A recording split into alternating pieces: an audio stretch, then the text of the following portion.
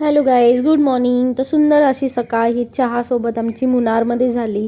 मस्तपैकी अशा आम्ही दोघींनी साड्या वगैरे घातल्या.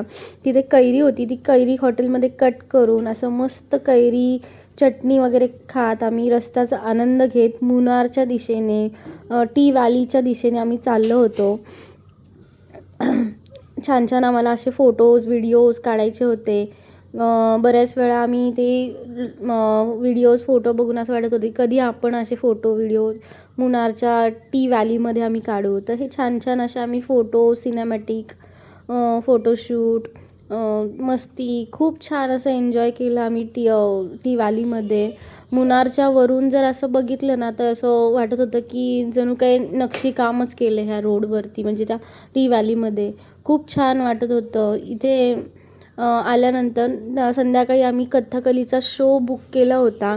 कथ्थकली आणि मार्शल आर्ट हे दोन्ही शो आम्ही तिथे एक्सप्लोअर केले. खूप छान कथ्थकली शोचं जे होतं खूप छान वाटत होतं. त्यांचे एक्सप्रेशन आणि डान्स ह्या खूप भारी वाटत होता.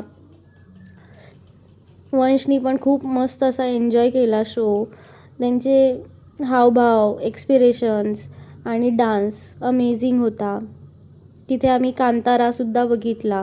त्या कांताराचे जे ओरडणं त्याच्यावरनं असं भीती वाटत होती, पण छान वाटत होतं बघायला. त्यानंतर आम्ही मार्शल आर्ट बघितला. मार्शल आर्टमध्ये तलवारी लाठीकाठी हे वेगवेगळ्या प्रकारचे पारंपरिक जे खेळ आहेत ते आम्हाला बघायला भेटले.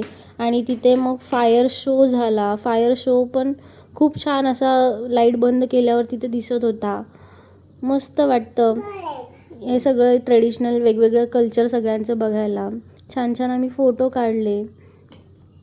खूप सुंदर आहे केरळा. म्हणजे प्रत्येक ठिकाण हे आम्हाला नवीन अनुभव देतं. खूप मस्त वाटत होतं. Thank you for watching.